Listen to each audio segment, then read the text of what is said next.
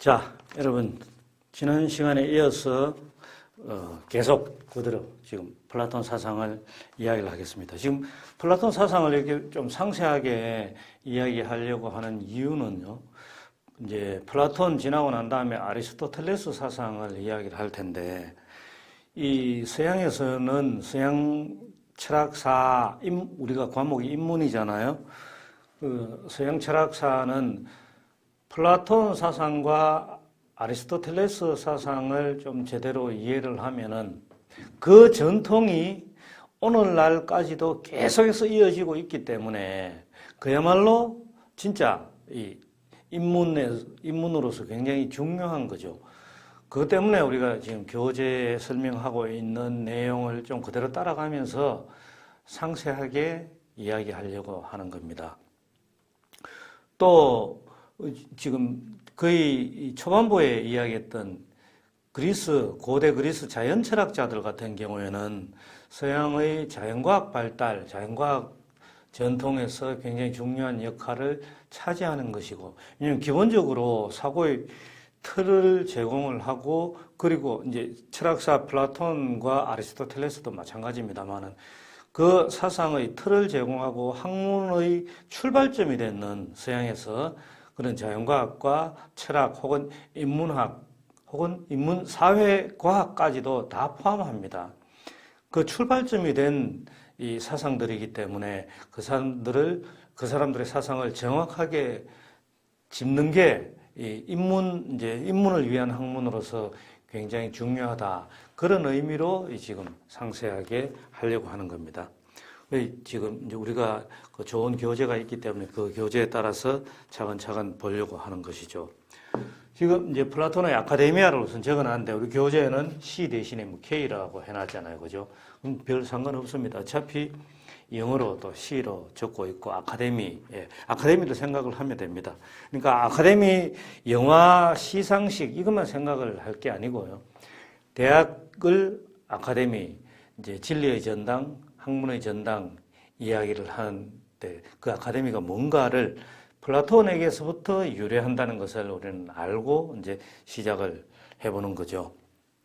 이 아카데미에 대해서 이제 간단하게 설명하고 있는 내용이 우리 124쪽에 위에 보면은 나오는데 이제 플라톤이 쓰는 그 소크라테스의 이제 법정 그 그 법정 내용하고 죽음에 이르기까지 그 변명이라고 책 제목을 그렇게 해놨는데 지난번에 내가 여러분들한테 이야기를 했습니다. 변명 그러면은 꼭 그 좀 부정적 인식으로 다가올 수 있기 때문에 변명이 아니라 변론 이렇게 생각을 하고요.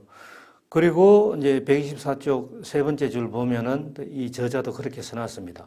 소피, 너도 아는 것처럼 소크라테스는 글을 단 한 줄도 남기지 않았다 해놨습니다. 근데 플라톤의 주요 저서에 이제 소크라테스의 사상이 고스란히 전해지고 있다. 그리고 이제 플라톤은 35편 이상의 철학 대화편을 써놓았다. 이게 뭡니까? 대화편. 그러니까 플라톤이 저술을 했는 겁니다.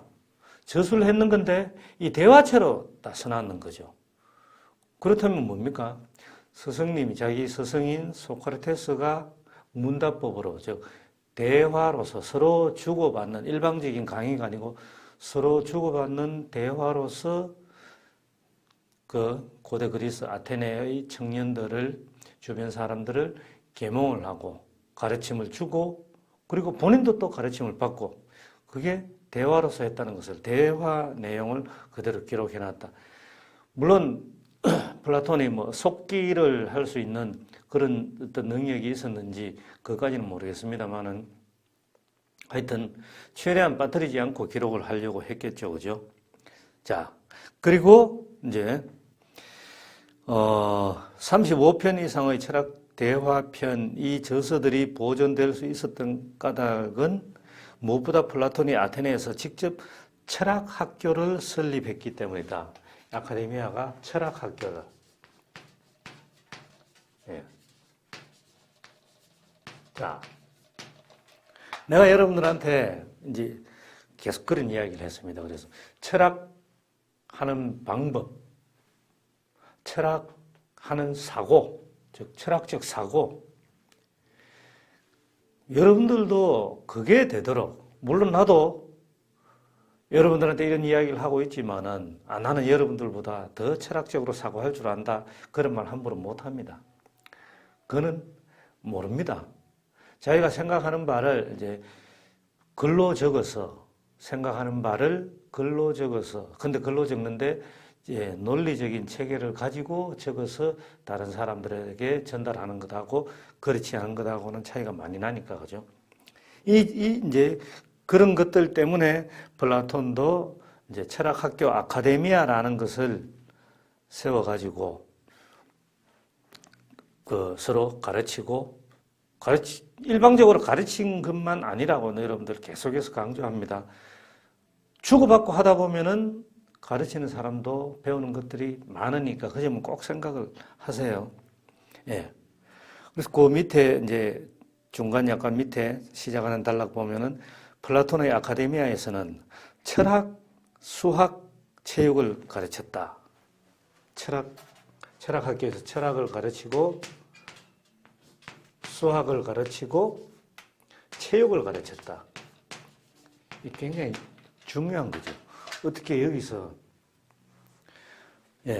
철학은 우리가 지금 모든 학문의 근본 이야기를 하는데 그걸 파고들고 현실에서 아까 이데아 세계와 현실 세계의 구별을 일단 출발하면서 간단하게 이야기를 했는데 이 현실 세계를 논리적으로 가장 논리적이고 합리적으로 설명할 수 있는 학문으로서 수학 그리고 인간이 지금 영혼의 고향을 향한 동경이라고 했는데 인간은 영혼을 가진 존재라고 이야기를 플라톤은 하거든요.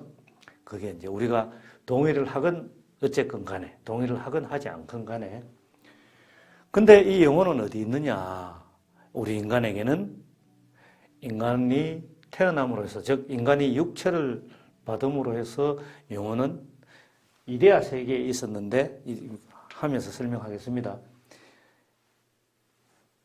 탄생함으로 해가지고 영혼이 이데아 세계에 있다가 육체 속으로 들어온다. 그럼 그 육체도 중요할 수밖에 없죠. 체육은 가르친다. 이렇게 이론적으로만 가르친다. 그렇게 말하기 어렵겠죠. 그죠? 자, 이제 아래쪽에 보면은 플라톤도 역시 이제 자기 스승처럼 대화 형식으로 당연히 아카데미아를 운영을 했겠죠. 그죠? 그 밑에 제목은 영원한 진선미라고 했습니다. 진선미. 영원한 진선미. 여기. 진선미만 적어볼까요? 진선미. 뭔지는 여러분들 다 알잖아요. 이거 보면은 나는 떠오르는 게 참 우리나라 미인대회가 떠오르는데요.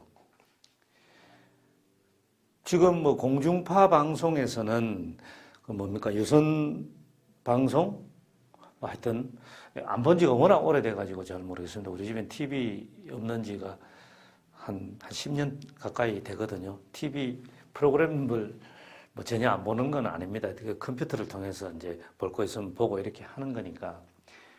근데 공중파 방송에 할 때 했던 게 미인대회, 미스 코리아 진선미 뭐 이런 식으로 했습니다. 또 조금 다른 이야기로 해보자면은 그건 그냥 품평회 하는 거죠. 품평회. 알맹이를 어느 정도 알 수 있겠습니까? 내면도 심사를 한다 그러지만은 내면은 자기가 진선미에 뽑히기 위해서 얼마든지 연극을 할 수 있는 거죠. 며칠 같이 합숙한다고 해서 뭘 알 수 있겠습니까? 결국에는 껍데기만 가지고 껍데기를 가지고 하는 그것하고 연결지어서 생각하면 안 됩니다. 근데 진선미라는 말 자체를 자, 이 영원한 진선미를 추구했다. 그러면은 이 이데아 영원한이니까 현실 세계에서의 감각 세계에서의 진선미가 아니라 이데아 이것도 어디에 있는 거라고 생각을 했는가 하면 플라톤은 이데아 세계에 있는 거라고 생각을 했는 겁니다. 네, 지금 플라톤 사상을 이야기를 하는 거니까 그걸 이해를 하기 위해서, 그죠? 동의를 하고 안 하고 그거는 여러분들 각자가 이제 동의를 안 한다면 왜 동의를 안 하는지를 생각을 해보고 그걸 글로 표현해 보면 되는 겁니다. 자,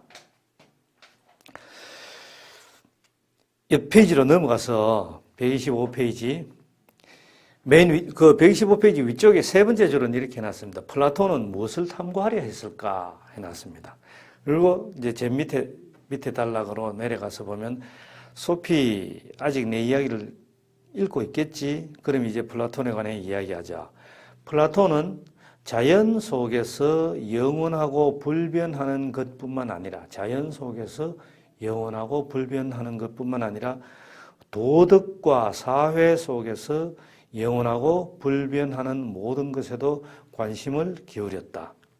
물론 플라톤에게 이 둘은 같은 것이었다. 그러니까 자연 속에서 영원하고 불변하는 것, 영원하고 불변하는 것 하는 것, 그걸 자연 속에서도 찾으려고 했고 도덕과 사회 속에서도 그런 게 있을 것이다. 즉 영원하고 불변하는 게 있을 것이다. 근데 그건 둘이 다른 게 아니라 같은 거라고 생각을 했다는 겁니다. 미리 이야기하자면은 그건 근데 같은 게 어디 있는데 그게 자연 속에서 그리고 도덕과 사회 속에서 어디 있는데 이데아 세계에 있다는 겁니다. 이미 우리는 지금 이제 알고 들어가서 한번 찾아보자는 이야기입니다. 자, 뒷페이지로 126쪽으로 넘어가면은 역시 시작 세 번째 줄.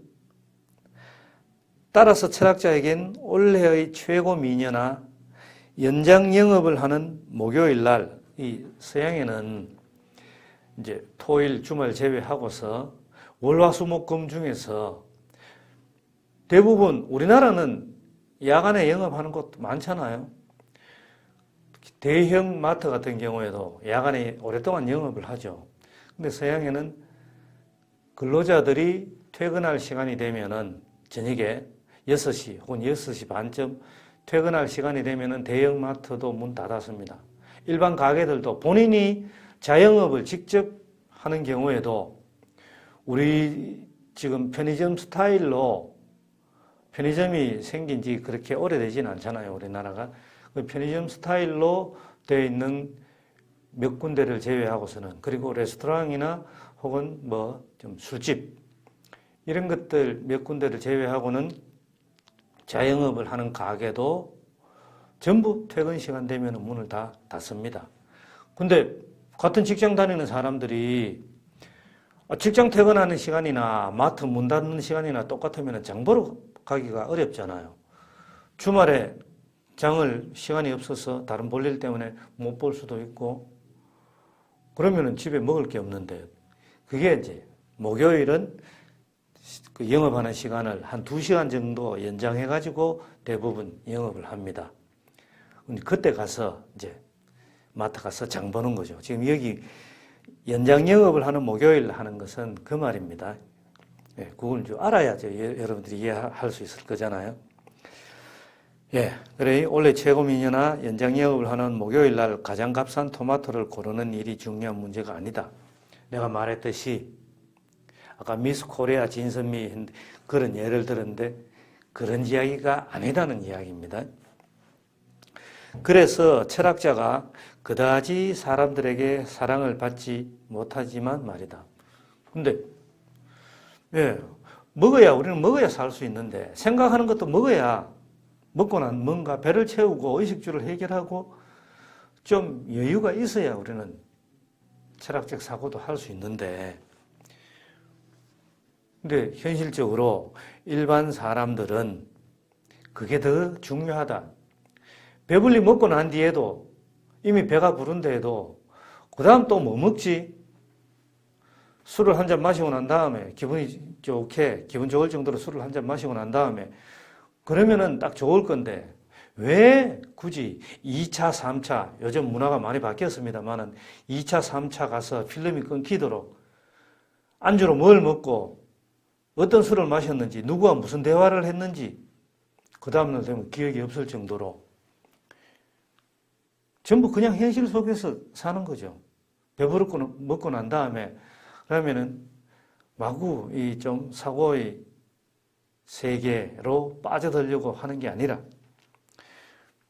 그런 식으로 현실에 충실한 사람들에게는 이런 철학적 사고, 철학적으로 생각하려고 하는 사람들이 환영을 받지 못할 수도 있다는 거죠. 철학자는 그 같은 부질없고 일상적인 일들은 옆으로 제쳐놓은 채 영원히 참되고, 그러니까 영원히 참되고, 그죠? 영원히 아름다우며 영원히 선한 것을 제시해 보이려고 노력한다. 왜 그럴까요? 왜 그럴까요? 네, 이 플라톤은 스승인 소크라테스의 죽음을 해외로 망명할 수도 있고 혹은 탈옥할 수도 있고, 그러니까 탈옥을 하면 하는 줄 알고 내버려 두는 거죠. 적어도 그리스 아테네 그 도시국가 안에만 소크라테스가 안 있으면 된다. 그러면은 그 당시 위정자들, 권력을 지닌 자들은 그냥 권력을 행사하는데 큰 문제가 없을 거기 때문에 우리한테 눈에 띄지만 마라.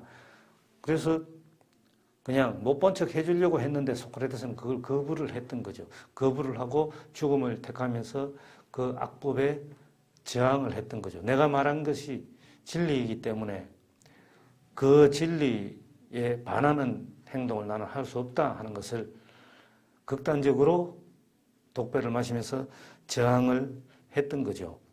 그걸 보면서 또 그렇게 가르침을 받고 하면서 영원함이라는 게, 그죠? 이 세계가 이제 영원함, 이게 있을까 없을까? 플라톤은 있다고 생각을 했는 거죠. 그게 결국 뭡니까? 플라톤에게서는 이제 자기 스승인 소크라테스가 독배를 마시고 육체는 죽어 없지만은 그러나 계속해서 살아있는 거죠. 죽었지만 살아있다. 모순적인 표현입니다. 죽었는데 살아있다. 생생히 여전히 가르침을 주고 있다. 무엇으로 살아있을까요? 이게 정확하게 딱 이렇게 등호로서 연결될 수 있는 것은 아니지만은 이렇게 영혼으로서 이데아로서 살아있는 거죠. 그러니까 죽었지만 살아있는 경우 그건 육체를 가진 존재가 아니잖아요. 그럼 현실적으로 살아있는 것하고 다르니까 어때요? 영원함. 네, 이런 식으로 가르침을 받는 겁니다. 이제 여기에 대해서 동의하고 안 하고는 그 다음 문제입니다. 그죠? 자, 그 밑에 이제 이데아 세계를 설명하고 있습니다. 두 번째 단락에 보면은 플라톤은 우리가 자연에서 만지고 느낄 수 있는 만물은 다 변한다고 생각했으므로, 맞잖아요. 나도 변하고 대상도 변하고, 대상과 나를 이제 나를 주관이라고 한다면은, 대상을 객관이라고 한다면은 주객이 분리된 상태에서 보더라도 주관인 나도 변하고 혹은 주체인 나도 변하고 객체인 객관인 대상도 변하고, 즉 자연도 변하고 한순간도 변하지 않는 시간이 없잖아요. 지금 이제 가을이 돼서 낙엽이 떨어지고 있는데 우리가 그 색깔이 변하고 있는 잎사귀를 눈으로 1시간, 자, 1시간을 예를 들면 1시간 동안 눈 한 번 깜빡이지 않고 보고 있다고 해서 변하는 것을 우리는 느낄 수 있을까요? 그거는 못 느끼죠. 설령 1시간 동안 변하는 것을 봤다 하더라도 1시간 이전에 그 잎의 색깔을 1시간 이후에 눈앞에 있는 잎을 보면서 1시간 이전에 그 색깔을 머릿속에 기억할 수 있을까요? 촬영을 해서 보면은 딱 1시간 간격으로 2장을 놓고 보면은 거기에서는 관찰을 할 수가 있겠죠. 근데 변하고 있으니까 결국 낙엽이 되어서 떨어지는 거잖아요. 그렇게 객체도 변하고 그 1시간 동안 나 역시 변하잖아요. 1시간 전에 배가 불렀는데 지금 배가 고프다.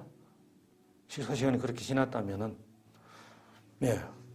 그러니까 다 변하는 거죠. 주체, 객체 다 변하는 겁니다. 그렇게 생각했으므로 그에 따르면은 결코 분해할 수 없는 네 가지 원소 따위는 없다. 뭡니까? 데모크리토스가 자연 속에서 원자를 이야기를 했고, 엠페도클레스는 그죠? 지수, 화풍, 흙, 물, 공기, 바람 없다. 플라톤은 그렇게 이제 그런 거는 분해할 수 있는 그런 거는 없다 생각을 했던 거죠. 감각 세계에 속하는 만물은 시간이 흐르면 소멸하는 물질로 이루어져 있다. 영원하지 않잖아요. 소멸하니까. 그러나 이와 동시에 만물은 영원하고 변치 않는 초시간적 형상으로 이루어져 있다. 형상. 자, 형상. 이 형상은 상입니다. 어떻게 보면 껍데기라고 할 수 있습니다. 그 껍데기는 뭐? 아까 붕어빵을 구워내는 틀입니다. 붕어빵을 구워내는 틀. 그러니까 형상은 껍데기지만은 그 안에 알맹이를, 현실적인 것을 생산해 낼 수가 있는 거죠. 그래서 이게 초시간적인 것, 이제 요걸 이데아를 설명을 하면서 비유적으로 여러분들한테 이야기를 했는 거니까, 이거는 뭐 이데아 세계에 있으니까 시간을 초월해서 있는 겁니다. 그래서 초시간적인 형상이라고 해놨습니다. 그럼 결국에는 이게 뭘 이야기하는 거냐? 이데아를 이야기를 하는 거죠. 자, 옆 페이지 넘어가면은 아까 이제 오늘 전 시간에 맨 처음에 시작하면서 문제 네 가지 냈던 그 중에서 이제 말 이야기도 두 번째 있었잖아요. 그 이야기를 하고 있습니다. 옆 페이지 이제 단락 일곱째 줄에 보면은, 그러나 말이라고 하는 그 고유한 형상만은 영원히 안 변한다. 역시 의자, 이데아 세계에 있는 의자로서, 아이디어로서의 의자 생각을 해보세요. 의자는 사람이 앉을 수 있는 것, 그것만 이야기를 하는 거죠. 그렇기 때문에 자, 나중에 이제 이 형상이라는 단어는 아리스토텔레스의 사상, 형이상학을 그때 가서 여러분들한테 설명을 할 겁니다. 그 사상하고도 연결이 바로 되는 거거든요. 이제 그때 가서 또 좀 더 상세하게 설명이 될 겁니다. 그 밑에 이어서 한 달락만 더 읽어보면, 플라톤에 따르면 영원하고 변치 않는 것은, 이제 하나씩 따로 분류해서 보세요. 영원하고 변치 않는 것, 이 영원함이라고 했죠. 그거는 물리적인 원질도 아니다. 즉, 그리스 자연 철학자들이 이야기했던 아르케, 그런 게 아니다는 거죠. 변하는 것은 영원한 게 아니잖아요. 그러니까 영원하고 변치 않는 것은 어떤 물리적인 원질도 아니다. 그런 것은 물리적 아르케가 아니다. 아르케라고 하더라도 즉 물리적 아르케는 아니다 하는 이야기입니다. 그것은 도리어 그것에 따라 모든 현상이 현실 세계에 일어나는 변화되는 현상이 형성되는 정신적이고도 추상적인 밑거름인 것이다. 다시 의자 이야기로 넘어갑니다. 모든 현상, 그러니까 현실 세계에서 우리가 감각할 수 있는 모든 의자를 형성하는, 의자를 만들어내는 정신적이고도 추상적인 밑거림, 이거는 우리의 사고 속에 있는 것이다. 그 사고가 아이디어다. 끊임없이 그래서 우리는 사실은 생각을 해야 되는 거죠. 제품을 생산할 때만 이 생각을 하는 게 아니잖아요. 사람과 대화를 할 때도, 아니면 자기 자신에 대해서만, 자기 자신의 본질에 대해서만 생각을 한다 하더라도 끊임없이 생각이 없다면은 우리는 일상생활 속에서 인간이라고 이해하기 힘들겠죠. 그죠? 예. 자, 지금까지 설명했는 이런 것들을 이제 128쪽에 이 교재를 통해서 정리를 해서 이데아라는 단어를 한번 같이 이야기해 보자면은 그렇게 읽어볼 수가 있습니다. 128쪽 밑에서 네 번째 줄 보면은 소피아, 만약 내가 이 문제를 스스로 해결했다면 너는 플라톤과 같은 방식으로 철학 문제를 풀어낸 것이다. 대부분의 철학자들처럼 플라톤도 소위 우주에서 지구로 뚝 떨어진 격이다. 예, 우주는 형상이나 마찬가지인 거죠. 이런 식으로 쭉 해서 맨 밑에 줄, 플라톤은 어떻게 모든 자연 현상들이 비슷할 수 있는지 경이롭게 여겼다. 예, 이제 붕어빵 틀 속에서 구워내는 붕어빵이 같지는 않은데 어떻게 다 비슷할까? 한 부모님한테서 태어난 자식들이 똑같지는 않은데 전부 다 닮았다. 어떻게 그럴 수가 있을까? 생물학적으로, 화학적으로, 의학적으로 DNA 검사를 해봐도 유전자 일치되는 거. 그거는 이제 과학적으로 증명할 수 있는 거잖아요. 그런 것들이 굉장히 경이롭다. 예. 지금 우리가 과학적으로 그런 것들을 다는 아니지만은 굉장히 많은 부분을 밝혀낼 수가 있지만 플라톤 당시에는 절대 그게 아니잖아요. 그러니까 경이로울 수밖에 없죠. 그래서 우리 주변에 눈에 띄는 만물 위에 따옴표 해놨습니다. 우리 주변에 이제 조금 지우겠습니다. 우리 주변에서 눈에 띄는 만물 위에라고 따옴표를 해놨습니다. 그리고 혹은 그 뒤에 표현을 이래 해놨습니다. 만물 위에 혹은 뒤에 한정된 몇몇 형상들이 있다고 결론 지었다. 플라톤은 이 형상들을 이데아라고 불렀다. 말, 돼지, 그리고 인간의 배후에 본래적 현실성이 있다고 생각했다. 여기서 지금 말, 돼지, 그리고 인간의 배후에 본래적 현실성이 있다고 믿었다. 여기 본래적이라는 수식어가 중요합니다. 우리가 현실에서 보고 있는 이 현실 속의 만물, 그 만물을 진짜 이 세상에 존재할 수 있게끔 했는 그게 진짜백의 현실 아니냐. 변화하는 현실이 아니라 그게 진짜백의 현실이 아니냐. 변화하지 않는 그렇게 생각을 했던 겁니다. 그걸 이데아라고 불렀다. 근데 위에, 뒤에. 위라고 하면은 아까 여러분들 이제 칠판에 써가지고 했듯이 그죠? 현실 세계 혹은 이걸 이제 감각 세계, 현실 세계 감각 세계라고 한다면은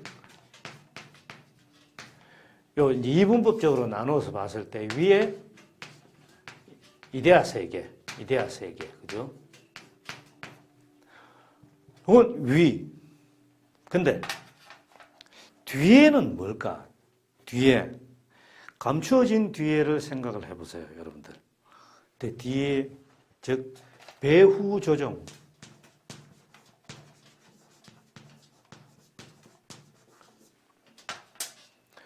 이걸 생각을 하는 겁니다.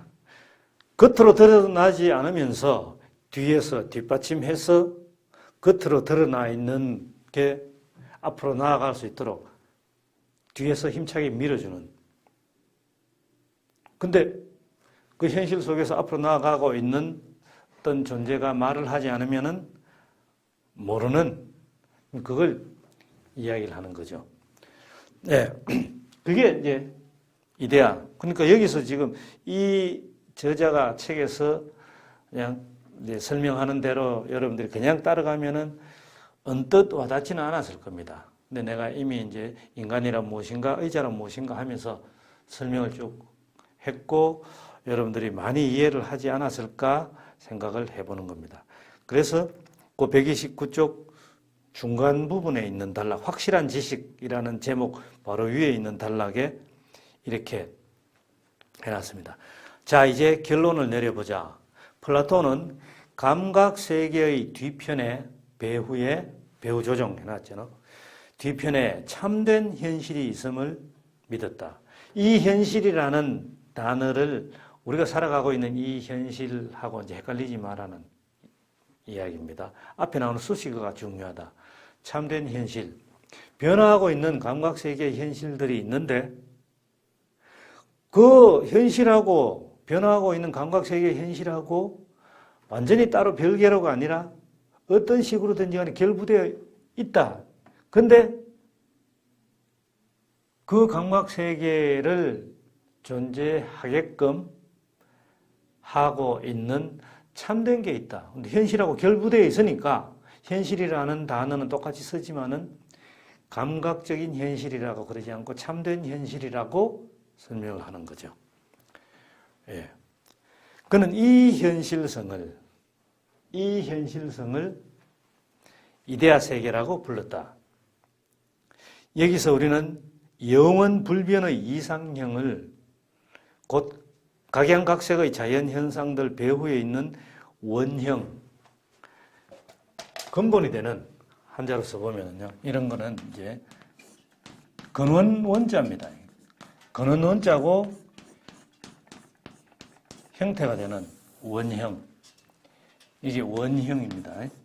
원형. 예. 원형을 발견할 수 있다. 이같이 특이한 플라톤의 생각을 우리는 이데아론이라고 한다. 자, 그러면 이제 조금 당겨서 이야기를 해보겠습니다. 지금 어떻게 그것을 알 수 있느냐. 아까 영혼, 소크라테스의 죽음 이야기하면서 이런 표현을 썼죠. 플라톤, 자기 스승 소크라테스는 우리 감각세계 현실적으로는 소크라테스의 몸은 죽었지만은 뭐가 살아있다? 죽었지만 살아있다. 소크라테스의 가르침과 정신이 살아있는 거죠. 그러니까 그렇게 살아있다고 한다면은 소크라테스 개인에게 봤을 때는 몸과 분리될 수 있는 그 무엇, 그게 그 정신이 어디에 담겨 있었을까? 인간에게는 영혼이라고 생각을 했던 겁니다. 그러니까 살아있는 자도 영혼이 있는 겁니다. 우리 육체 속에, 그죠?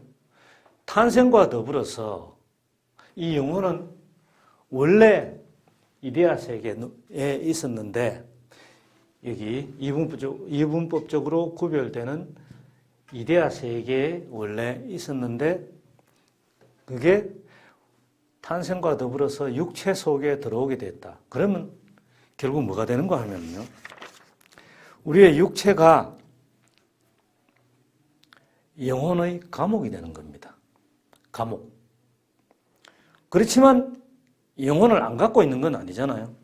영혼을 갖고 있습니다. 갖고 있기 때문에 어떻게 됩니까? 이데아 세계를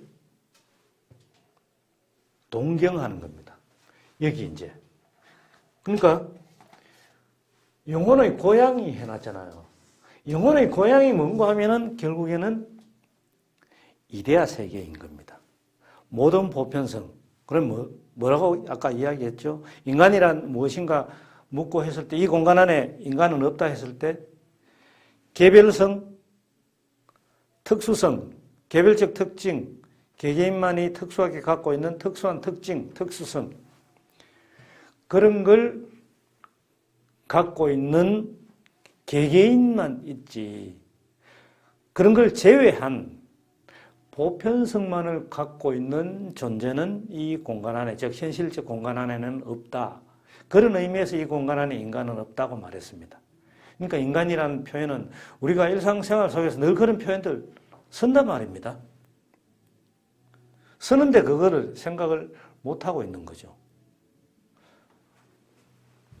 더 여러분들한테 와닿게 이야기하자면 이미 말을 했던 거 생각해 보세요. 엄마란 어떤 존재이냐? 이미 말했던 거죠. 다 알잖아요. 엄마란 어떤 존재인지. 근데 각자한테 물어보면은 엄마가 어떤 존재인지는 다 아는데 각자한테 물어보면은 전부 내한테 물어봐도 마찬가지입니다. 본인의 엄마를 제일 먼저 떠올릴 거잖아요. 그러면서도 본인의 엄마한테만 해당되지 않는 모든 엄마에게 해당될 수 있는 특징들을 이야기할 수 있습니다. 그건 보편성이잖아요. 그렇지만 그런 특징만 갖고 있는 엄마가 이 세상에 도대체가 없죠. 지금 그런 이야기인 겁니다. 그러니까 그런 존재는 그게 엄마이건 인간이건 의자이건 무엇이건 간에 그런 존재는 개별성과 특수성을 제외한 그런 존재는 어디 있느냐? 없는 게 아니고 있으니까 엄마도 있고 인간도 있고 의자도 있고 우리가 현실적으로 볼 수 있는 거다. 있는데 도대체 어디 있느냐? 그게 이데아 세계에 있다는 이야기인 거죠. 그러니까 대화를 하더라도 여러분들이 그냥 친구들하고 정말 대화를 하더라도 사실은 이게 현실적으로 물건을 생산해내는 것, 아이디어 상품을 생산해내는 것, 그것보다도 훨씬 더 중요할 수가 있죠. 대화를 하는 경우에. 둘이 똑같은 이야기 하는 것 같죠? 똑같은 주제를 가지고 똑같은 생각을 갖고 하는 것 같죠? 절대로 그렇지는 않습니다. 그렇게 될 수가 없습니다. 지금 말했는 것처럼. 이런 것 말고 여러분들이 공통적인 주제를 가지고 이야기를 해보세요. 100% 지문이 일치하듯이 그렇게 일치하는 걸 갖고 이야기를 하느냐? 아니거든요. 단어는 동일하게 사용을 해도 내용을 들여다보면은 절대로 그렇지 않다는 거예요. 그러니까 우리는 얼마나 대화를 하는데도 신중하게 해야 될까요? 단어 하나하나 이해하는 것부터 그 단어가 개념이라고 한다면은 그거 이해하는 것부터 출발을 해야 되는 겁니다. 근데 똑같은 단어를 가지고 이야기를 하다 보면은 각자가 A라는 사람은 머릿속에 자기 엄마만 그리면서 사실은 이야기를 해오고 B라는 사람 역시 자기 엄마만 머릿속에 그리면서 엄마에 대해서 이야기를 해왔는 거거든요. 이게 대화 속에서, 그럼 사회 속에서 얼마나 많은 논란들이 벌어지고 합니까? 그러니 우리는 최대한 그런 논란이나 이런 것들을 잠재우기 위해서 최대한 추구할 수밖에 없는 게, 찾으려고 할 수밖에 없는 게 뭐냐? 그게 이데아 세계, 이데아가 뭐냐? 이걸 이야기를 하는 겁니다. 그러니까 아까 진선미를 지워버렸지만은 참된 진리, 특히 미, 선, 선과 미 같은 것도 생각을 해보세요. 아름다움, 혹은, 미인이 여자만 해당되는 게 아닙니다. 아름다움, 남자, 여자, 남녀노소 모두에게 아름다움이라는 단어를 붙일 수가 있잖아요. 그런 의미에서 보편적으로 미인이라고 합시다. 다 미인 동의하고 좋아하고 한다고 하면서 보면 미인이라는 단어에 대해서는 동의를 하고 다 받아들이면서 구체적으로 이야기를 해보면은 그 기준이 전부 각자가 갖고 있는 거예요. 그래 갖고는 미인 대회만이라고 하더라도, 껍데기만 갖고 하는 미인 대회만이라고 하더라도, 그렇다면 도대체 어떤 사람을 미인 1등 하는 미인이라고 뽑을 수가 있겠어요? 도덕적인 선도 마찬가지죠. 그러니까 그런 대회 같은 데에서도 말썽이 있을 수밖에 없는 거예요. 기준이 다 다른데. 그런 것들을 해결해야 되겠다. 해결하려면 뭐? 그런 개별성이나 보편성을 다 무시하고 그것들을 존재하게끔 했는 뭔가가 없을까? 분명히 있으니까 그런 단어도 생겨나고 우리가 현실적으로 보는 눈으로 감각기관으로 감각할 수 있는 이런 것들도 생겨난다. 결국 우리가 추구해야 할 것은 이데아가 무엇이냐를 추구해야 된다 이야기인 거죠. 이걸 계속해서 이제 플라톤은 사실은 이야기를 하는 셈입니다. 선도 그렇고 진리도 그렇고 그걸 전부 참된 진리, 참된 선은 현실 속에서는 찾을 수 없다.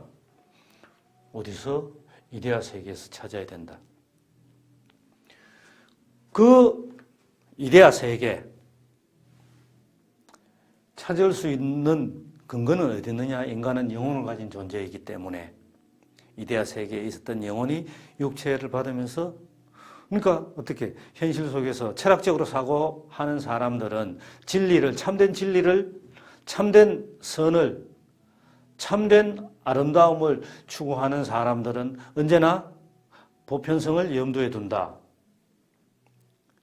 누구나가 모든 사람이 말하자면 모든 개인이 정확하게는 모든 개인이 동의할 수 있는 참된 진리, 참된 선, 참된 아름다움 그건 현실 속에서는 찾을 수 없으니까 이데아 세계에서 찾을 수 있다. 영혼을 가진 우리 개개인은 그런 이데아 세계를 늘 동경한다. 이미 태어나기 이전에도 영혼이 있었고 이데아 세계에 있다가 개개인의 육체 속에 영혼이 들어왔다. 그 영혼이 이데아 세계를 늘 그리고 있다. 고향인 이데아 세계를 늘 동경하고 있다. 그 동경하는 마음이 뭐냐? 그 동경하는 마음이 우리 교재 뒤로 넘어가면 그때 또 읽어보겠습니다만은 그게 자 읽어보세요. 그게 에로스입니다.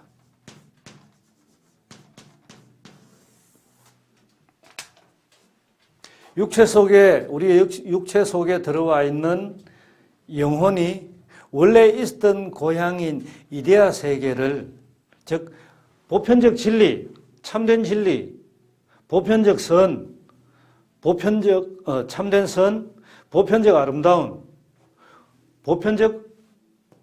참된 아름다움을 그리는, 동경하는 마음, 그게 늘 있다. 그게 뭐냐? 그게 에로스라고 이야기를 했던 겁니다. 에로스라는 단어의 유래가 이렇게 되는 겁니다. 근데 이제 플라톤 이후로 지금 한 2500년 정도 흘렀죠. 근데 언제부터인지 나도 그건 모르겠습니다만은 언제부터인지 에로스라는 단어의 의미는 육욕적인, 육체적인 욕망 그런 의미에서 육욕이라고 그러죠. 육욕적인 의미로 바뀌었습니다.